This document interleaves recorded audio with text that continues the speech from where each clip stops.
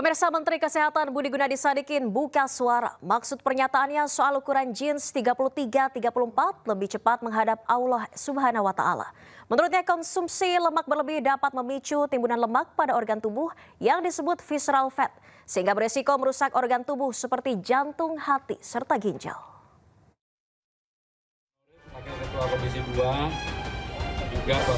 Pernyataan Menteri Kesehatan Budi Gunadi Sadikin soal pria dengan ukuran celana jeans di atas 32 atau 33 hingga 34 lebih cepat menghadap Allah Subhanahu wa Ta'ala menuai kontroversi. Publik berasumsi jika pria dengan masalah obesitas dipastikan memiliki umur pendek. Menkes pun menjelaskan maksud pernyataannya, jika konsumsi lemak berlebih dapat memicu timbunan lemak pada organ tubuh seperti jantung, hati, dan ginjal yang disebut visceral fat. Keberadaan visceral fat dapat mengeluarkan proinflamasi sitokin berupa interleukin 6 yang dapat merusak organ tubuh. Dengan begitu, tubuh akan mudah terserang penyakit yang beresiko mendekatkan diri dengan kematian. Visceral fat ini bahaya karena dia mengeluarkan proinflamasi sitokin seperti interleukin 6, ada yang namanya TNase, alpha 6, itu semuanya dikeluarkan, itu merusak organ. Jadi memang sebaiknya kita harus menurunkan BMI kita di bawah 24. BMI 24 kan susah ngomongnya. Yang lebih gampang adalah lingkar perut laki-laki di bawah 90, lingkar perut wanita di bawah 80. Agar bisa hidup lebih sehat, Menkes meminta masyarakat menjaga body mass index atau BMI di bawah angka 24 untuk kategori normal. Untuk ukuran lingkar perut bagi laki-laki harus di bawah 90 cm dan di bawah 80 cm untuk perempuan. Dari Jakarta, Rani Sanjaya, iNews melaporkan.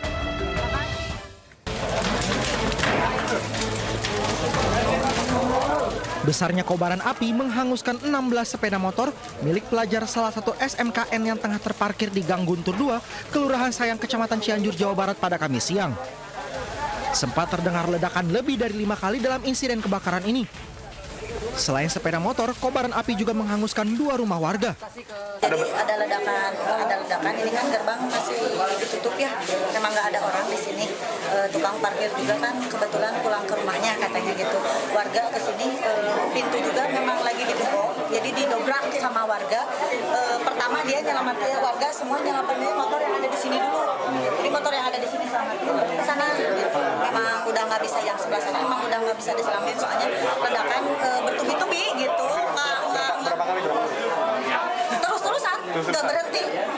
Lebih dari 5 kali? Lebih. Selama 1 jam lebih, petugas dan 2 unit pemadam kebakaran berjibaku memadamkan api. Belum diketahui pasti penyebab kebakaran. Hingga saat ini petugas kepolisian masih menyelidiki terkait kejadian kebakaran itu. Kami menerjunkan 2 unit pemadam kebakaran dari Lankas 1 Cianjur. Untuk kronologis kejadian sampai saat ini kami bekerja sama dengan kepolisian masih dalam dalam penyelidikan. Terus ada area yang terbakar di parkiran motor anak-anak SMK. Tidak ada korban jiwa dalam peristiwa kebakaran, namun kerugian ditaksir mencapai ratusan juta rupiah. Dari Cianjur, Jawa Barat, Muhammad Andi Iksan, iNews melaporkan.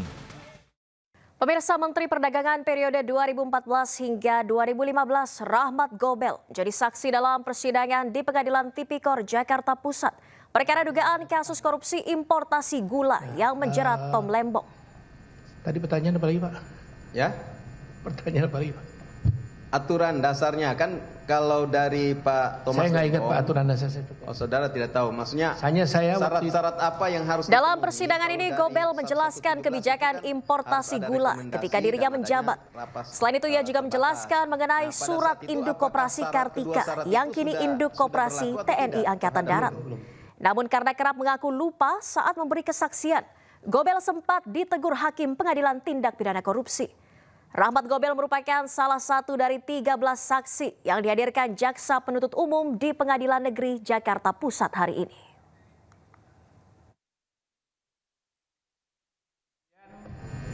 Surat kepada koperasi ini 2 kali ya Pak ya, di bulan Juni dan di bulan Agustus 2015. Saya nggak ingat itu, Pak.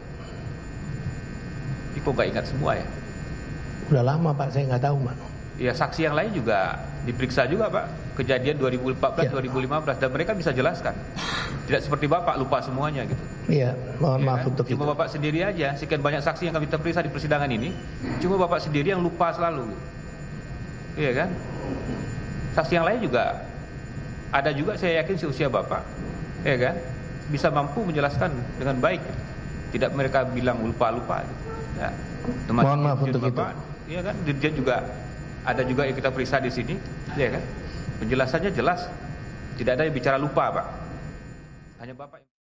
Sementara itu pemirsa, menurut Tom Lembong, saksi Menteri Perdagangan periode 2014-2015 Rahmat Gobel menyebutkan ketika tidak terdapat ketentuan yang melarang, maka impor gula kristal mentah boleh dilakukan.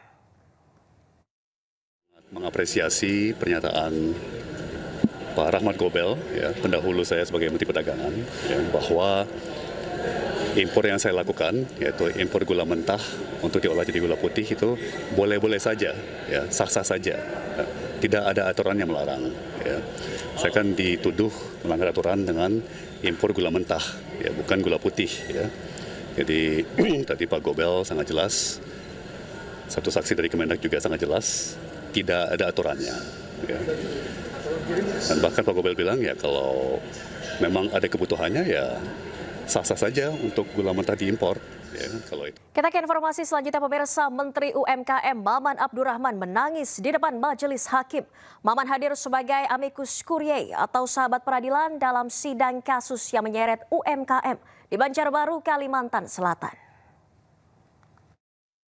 Majelis hakim dapat memutus bebas saudara Firly sebab pelanggaran yang dilakukan seharusnya menjadi sanksi administratif, bukan sanksi pidana. Sebagaimana didakwakan oleh penuntut umum. Terima kasih. Menteri Usaha Mikro Kecil dan Menengah Maman Abdurrahman tak kuasa menahan tangisan di Pengadilan Negeri Banjarbaru, Kalimantan Selatan.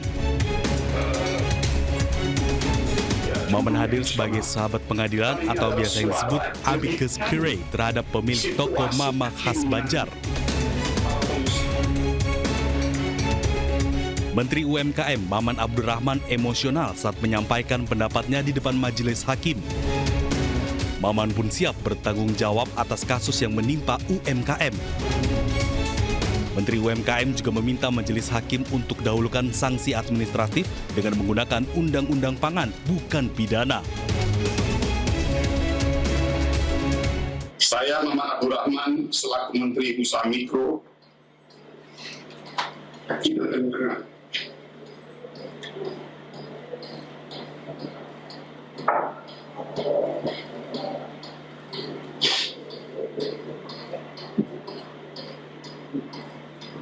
dengan ingin menyampaikan pernyataan sebagai amicus curiae sebagai menteri yang bertanggung jawab atas pembinaan UMKM. Kalau misalnya mau ditanya yang mulia, siapa yang bertanggung jawab dalam permasalahan ini? Tegas dalam formil sampaikan saya, bukan mereka. Saya ulang. Kalau misalnya kita mau bertanya, siapa yang berhak bertanggung jawab dalam situasi hari ini? Saya sampaikan, saya. Dan saya siap bertanggung jawab. Inilah bentuk komitmen kehadiran pemerintah dalam melindungi pengusaha-pengusaha mikro. Bukan mereka.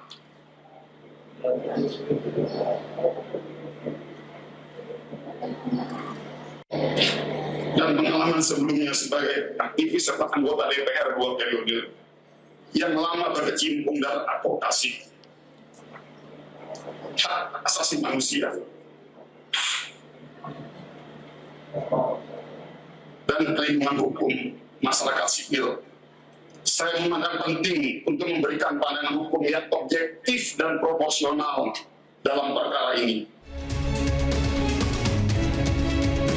Ia juga menambahkan penjatuhan sanksi pidana kepada pengusaha UMKM seperti terdakwa Firly dipandang tidak sejalan dengan arah politik nasional.